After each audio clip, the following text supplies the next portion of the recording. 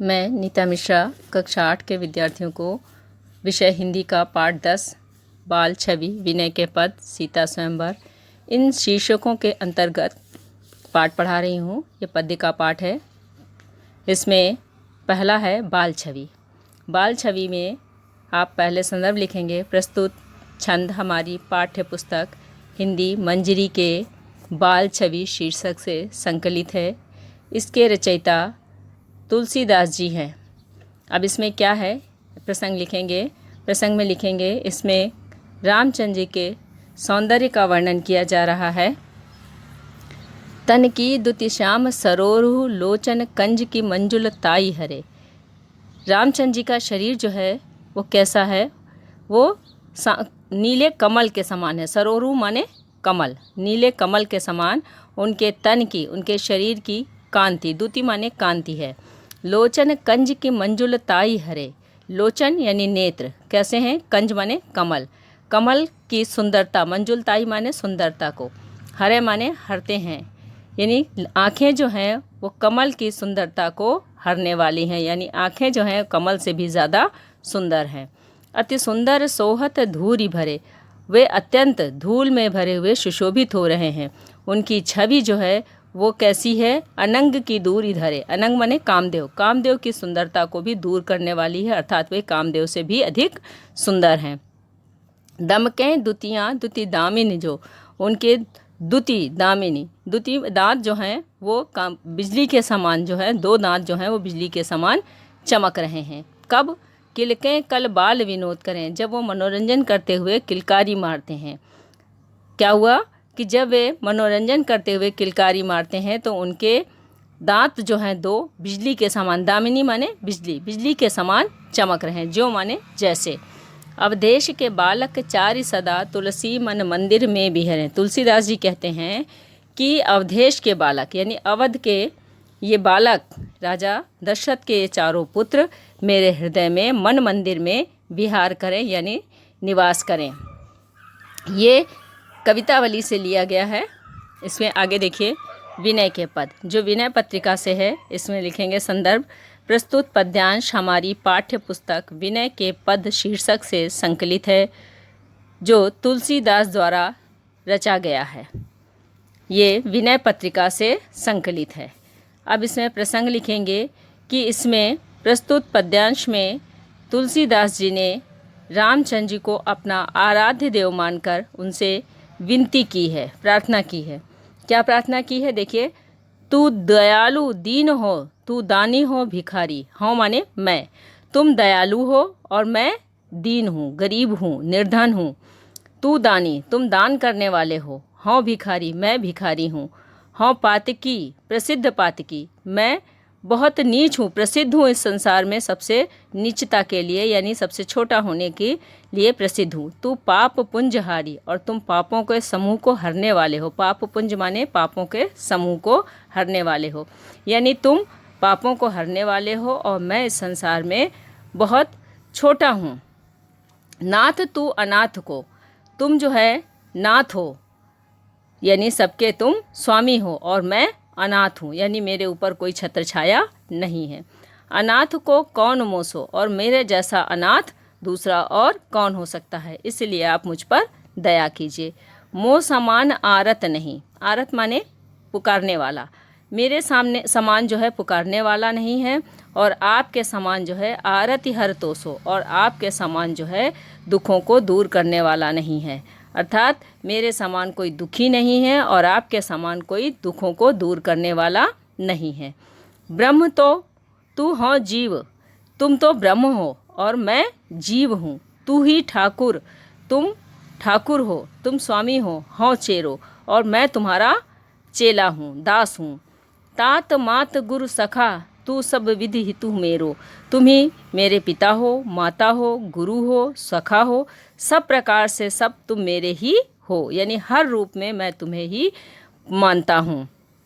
चाहे वो माता हो, पिता हो, गुरु हो या मित्र हो, मैं हर रूप में तुम्हारी आराधना करता हूँ। तो ही मोही नाते अनेक, मानिए जो भावे, हमारे और तुम्हारे। तो ही माने तुम्हारे, मोही माने हमारे, नाते माने रिश्ते, हमारे तुम्हारे बहुत सारे रिश्ते हैं, अनेक रिश्ते हैं। जो तुम्हें अच्छा लगे वो तुम मान लो, क्योंकि इससे पहले भी उसने बताया है कवि ने कि तुम माता पिता गुरु सखा सब कुछ हो, इसलिए हमारे तुम्हारे बहुत सारे नाते हैं। इन नातों को उन्होंने बताया है, इनमें से जो आपको अच्छा लगे उस नाते को तुम मान लो, उस रिश्ते को तुम मान लो। ज्यों त्यों तुलसी कृपालु चरण शरण पावे, कुछ भी करो जैसे तैसे जो भी आपको अच्छा लगे, आप तुलसी को ऊपर अपनी कृपा कर दो और वो आपकी शरण में है, आपके चरणों में आ गया है, आप उसकी रक्षा कीजिए, उसका उद्धार कीजिए। ये तुलसीदास जी ने कहा है। अगला है सीता स्वयंवर। सीता स्वयंवर में क्या लिखेंगे? प्रस्तुत पद्यांश हमारी पाठ्य पुस्तक हिंदी मंजरी के सीता स्वयंवर नामक शीर्षक से संकलित है।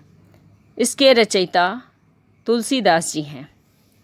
प्रसंग में लिखेंगे कि इसमें सीता के स्वयंवर की जो रचना की थी राजा जनक ने, उस दृश्य का वर्णन किया गया है।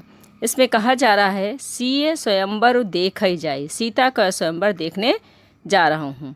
ईसु काहि धौ देई बड़ाई, ईश्वर की किस प्रकार से मैं बड़ाई करूं कि मुझे ये सीता स्वयंवर देखने को मिला है। लखन कहा जसु भाजन सोई, नाथ कृपा तब जा पर होई। लखन जी कहते हैं कि जो यश का पात्र होगा वही, उसी के ऊपर ये नाथ की कृपा हो सकती है, उसी पर ये परमात्मा दया करेगा, अर्थात उसे ये सीता स्वयंवर देखने को मिलेगा। हर्षे मुनि सब सुनि बरमानी, ये मुनि लोग सारे लोग प्रसन्न हो गए हैं। कैसे? ये सुंदर वाणी सुन करके, ये सुंदर जो वाणी है, ये जो स्वयंवर की, इसको सुन करके सभी मुनि लोग प्रसन्न हो गए हैं। दीनी आशीष सबहि सुख मानी, सभी लोगों ने सुख मान करके, अपने आप को खुश समझ करके, मान करके उन्हें आशीष दिया है। पुनि मुनि वृंद समेत कृपाला, फिर से मुनि और समूह जितना भी वहाँ उपस्थित है सब उन पर कृपालु हो रहे हैं, दयालु हो रहे हैं। देखन चले धनुष मखसाला, धनुष का जो स्वयंवर था उसको देखने के लिए सब लोग चल दिए हैं। कौन कौन गया है? मुनि गए हैं और सभी देवता लोग गए हैं, और स्वयं अपना आपको कवि कहता है मुझे भी ये स्वयंवर देखने का अवसर प्राप्त हुआ है। रंग भूमि आए दोई भाई, दोनों भाई यानी राम और लक्ष्मण दोनों लोग उस रंग भूमि में, रंग युद्ध भूमि को कहा जाता है। ये भी एक प्रकार का, सीता स्वयंवर भी एक प्रकार का युद्ध क्षेत्र है, क्योंकि इसमें सबको विजय प्राप्त नहीं होनी है, कोई एक ही विजयी होना है जिसमें सीता का स्वयंवर होगा, जिससे सीता का स्वयंवर होगा। तो कहते हैं असी सुधि जब पुरवासिन पाई, ऐसी सूचना, सुधि माने सूचना, जब वहाँ के नगर निवासियों को मिली तो वो सारे लोग भी वहाँ पर सीता का स्वयंवर देखने के लिए उपस्थित होने लगे। चले सकल गृह काज बिसारी, सारे लोग, सकल माने सारे, संपूर्ण लोग, गृह काज बिसारी, घर के काज को भूल करके, बिसारी माने भूल करके चल दिए हैं। बाल जुबान जरठ नर नारी, कौन कौन गया है? बच्चे गए हैं, जुबान माने युवक युवतियाँ जो यौवनावस्था को प्राप्त हैं, वो सब, जरठ जो बूढ़े हैं, वे समस्त नर नारी उस स्वयंवर को देखने के लिए चल दिए हैं। राजकुंवर तहीं अवसर आए, राजकुमार यानी राम और लक्ष्मण दोनों उस अवसर पर वहाँ पर आए। मनहु मनोहरता तन छाए, मानो ऐसा लग रहा था कि वे सुंदर स्वरूप को धारण किए हुए हैं, वो मन को हरने वाली है उनकी सुंदरता। गुण सागर नागर बरबीरा, उन दोनों के गुणों को जो है किससे उनकी तुलना की जा रही है? सागर से। जैसे अथाह सागर है वैसे ही उन दोनों वीरों की सुंदरता जो है और गुण जो हैं वो अथाह हैं। सुंदर श्यामल गौर शरीरा, सुंदर, एक उसमें गोरा है और दूसरा सांवला है, पर दोनों ही बहुत सुंदर हैं, शरीर को धारण किए हुए हैं, यानी दोनों बहुत सुंदर हैं। राज समाज विराजत रूरे, उडगन महुजनु जुग विध पूरे, कहते हैं पूरा राज समाज ऐसा विराजमान हो रहा था कि जैसे उनके सारे के सारे लोग कैसे लग रहे थे? उडगन के समान, उडगन मतलब तारों के समान, और राम कैसे लग रहे थे? पूर्णमासी के चंद्रमा के समान। तो क्या कह रहे हैं कि वहाँ पर पूरा राज समाज विराजमान था, लेकिन राम चंद्रमा के समान दिखाई दे रहे थे और समस्त उपस्थित जन वे तारों के समान दिखाई दे रहे थे। जिनके रही भावना जैसी, प्रभु मूरत तिन देखी तैसी, कवि क्या कहता है कि जिसकी जैसी भावना थी उसने उस रूप में राम को देखा। नर नारी बिलो कहीं हरस ही है निज निज रुचि अनुरूप। नारियां जो थीं प्रसन्न होकर के अपने हृदय में से उनको ऐसे देख रही थी, यानी ऐसे उनके ऊपर आकर्षित हो रही थी उन्हें देख करके कि जैसे वे अपने अपने रूप के अनुरूप उनमें से किसी एक को चुनना चाहती हूँ। जनु सोहत सिंगार धरी मूर्ति परम अनूप। मानो ऐसा लग रहा था कि उन्होंने संपूर्ण श्रृंगार को धारण किया है। ऐसा परम अनूप, अनूप माने अनोखा, ऐसा अलौकिक सुंदर रूप के रूप में मूर्तिमान हो रहे थे श्री रामचंद्र जी। ये हो गया आपके पाठ का पूरा विवरण व्याख्या में। अब इसमें से आपको सभी करने हैं और सबको कॉपी में करने के बाद आपको उनके जीवन परिचय पर प्रकाश डालना है। देखिए तुलसीदास जी के जीवन परिचय में क्या है। गोस्वामी तुलसीदास का जन्म सन 1532 ईस्वी में बांदा के राजापुर गांव में हुआ था, यानी बांदा जिला है और राजापुर गांव में उनका जन्म हुआ था। कहा जाता है कि बचपन में इनके माता पिता का निधन हो गया था, इसलिए इनका बचपन अनेक कठिनाइयों में व्यतीत हुआ था।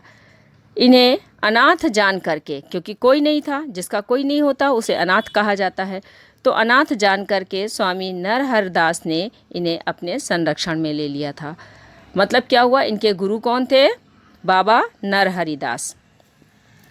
गुरु की कृपा से इन्हें वेद, वेदांग, दर्शन, इतिहास आदि के अध्ययन का और मनन करने का अवसर मिला। यानी गुरु की कृपा हुई इन पर जब, तो इन्हें वेद, वेदांग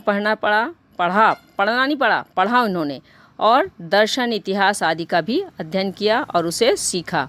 इनकी प्रमुख रचनाएं हैं कवितावली, गीतावली, रामचरितमानस, विनय पत्रिका, दोहावली, बरवय रामायण, कृष्ण गीतावली आदि। लेकिन आपको एक चीज़ और बता दें, यहाँ पर जो कृष्ण गीतावली है ये इनकी ब्रज भाषा में लिखी गई है, बाकी इनकी रचनाएं अवधी भाषा में लिखी गई हैं। और रामचरितमानस इनका प्रबंध काव्य है जो बहुत अधिक प्रसिद्ध है और हमारे आज भी हिंदू समाज में हर घर में पाया जाता है।